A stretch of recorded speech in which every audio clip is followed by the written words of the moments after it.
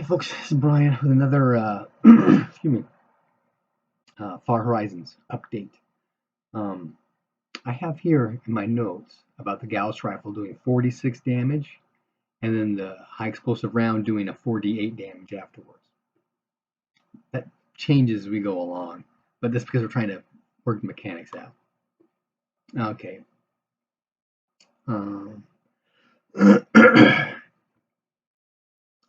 Dylan's personal log. So we're getting some new feeds on the events going on at Agni. The situation is deteriorating significantly. There are fanatical religious factions there. There's rioting, fires in the streets, that kind of thing. People being killed.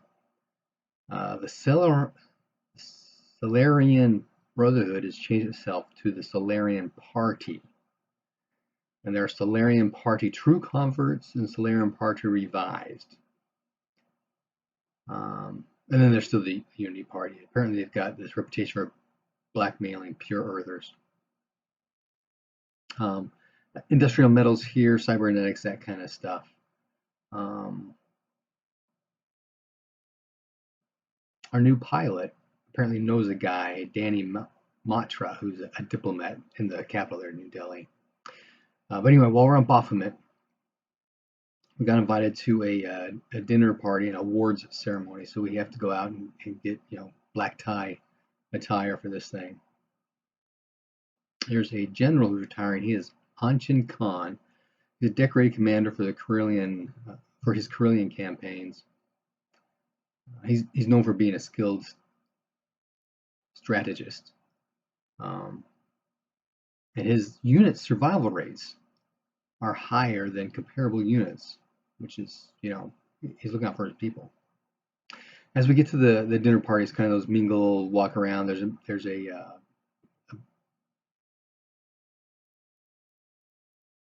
meet and greet kind of thing. And so we're watching him, and he seems to be appraising the various people. He's got that, he gives off the vibe of being not very comfortable, like he feels exposed or threatened. We're trying to get his attention and get a chance to actually talk to him quietly. We offer, we invite him to this private poker game thing, but he declines. And I had taken one of these 1,000 credit poker chips and inscribed ASL on it. And so after he declines coming to the game, I shake his hand and I palm him the coin. He took it well. It didn't seem pulsed or anything about the whole situation. Rex does some quick searching on him. The Khan family is from Britannia, this English nobility stuff. But no follow-up, no reaction. Oh, the Maliki rings allow us to focus in on people and see if they're inclined to join the Maliki faction, that kind of thing.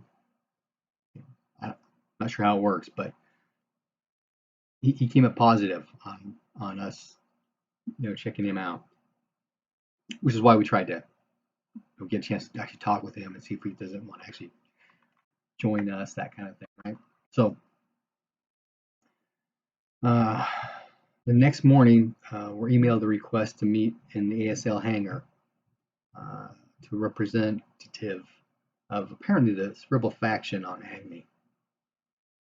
So we meet with him. He tells us that 2 weeks ago on Agni, the ASL contact had gone quiet, and so we're being tasked to go and investigate. We're ASL space marshals. We can investigate the murder of our own employees, that kind of thing. So we're supposed to find out what happened and why. This particular guy, the contact, was investigating the political unrest going on there. The political infighting is staged for Karelian consumption.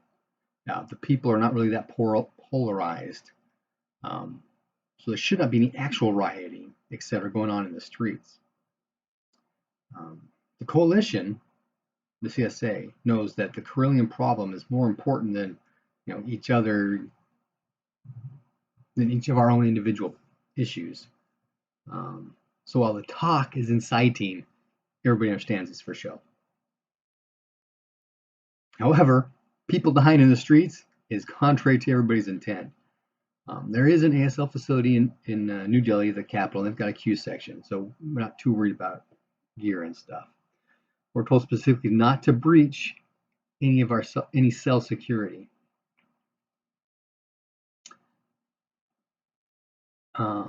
As we jump in, we have some issues jumping. So we get there later than we were supposed to. We make some communication links through the Expo Com section. And as we're coming planet side, we get this new newsfeed that all visitors, the northern districts of New Delhi are under martial law and are off limits to visitors. And additionally, there's some mining installations that are also off limits. So we land. We're met by this guy, Jason McMasters. He says, "We weren't expecting you."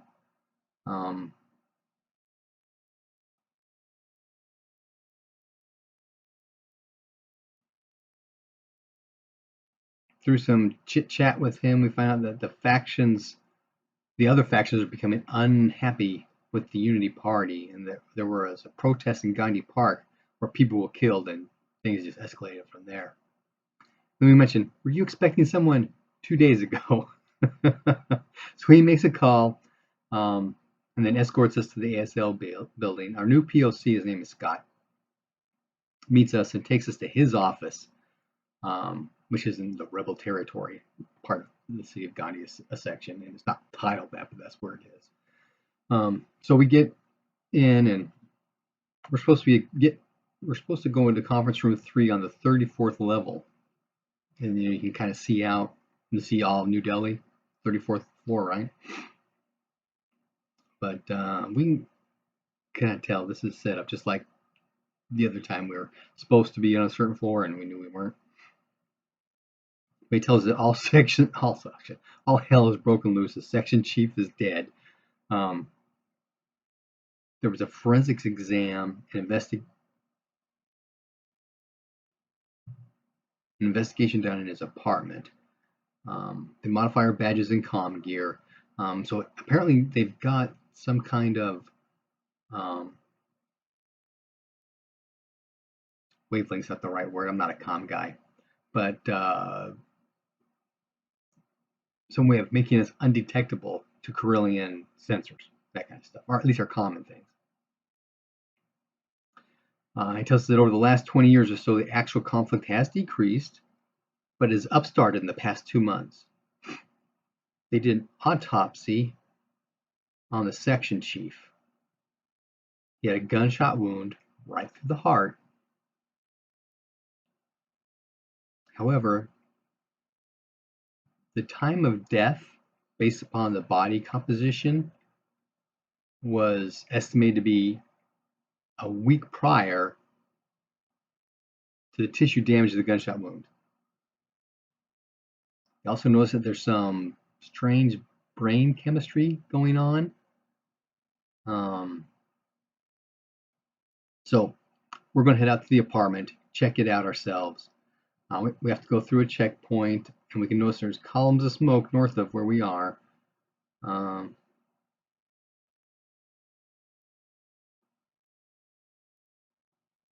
this checkpoint, they have 4 APCs. They're the Unity Party military personnel. They've got submachine guns. And this is pretty much the limit of the Carillions authorized people to travel. But because of our badges and stuff, we're able to get through. We can hear shots being fired north of here. Some heavy weapons return fire. We notice we're being trailed by a motorcycle. So we get to the apartment. We check out the comm gear. Find out that the Bechtel Mining Corporation had stopped sending materials to New Delhi. That was about 5 weeks ago, and he went to check it out. This is the comm from the guy that was killed. So we pull the logs, we wipe all the data. His personal logs are encrypted, but Rex is able to hack the security cameras here at the apartment complex, and we can follow him depart. It was about 4 weeks ago. Oh, he departs. 5 weeks ago, he departs. Camera time stamps, that kind of thing. 4 weeks ago, so a week later, his car returns, but it's not him.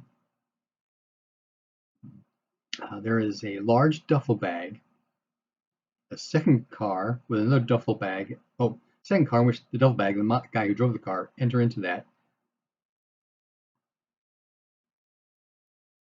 There's debris on the license plate, so it's masking the numbers. We couldn't really get anything off that.